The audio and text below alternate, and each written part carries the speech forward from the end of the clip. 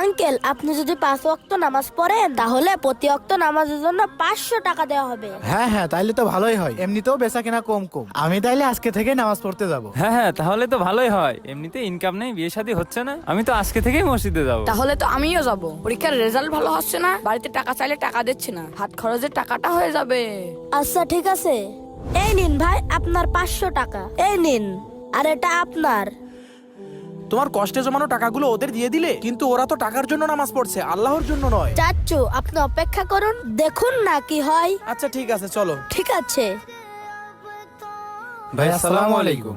ওয়ালাইকুম আসসালাম। আসসালাম। ভাই আপনারা? ভাই আমরা টাকা ফেরত দিতে এসেছি। কেন ভাই, আপনারা কি নামাজ পড়া ছেড়ে দিচ্ছেন নাকি? না ভাই, আসলে বিষয়টা তা নয়। আমি যেদিন থেকে নামাজ পড়া শুরু করেছি সেদিন থেকে আমার ব্যবসা অনেক উন্নতি। আর আমি নামাজ পড়া শুরু করার পর থেকে অনেক ভালো ভালো জায়গা থেকে আমার বিয়ে সম্বন্ধ আসছে।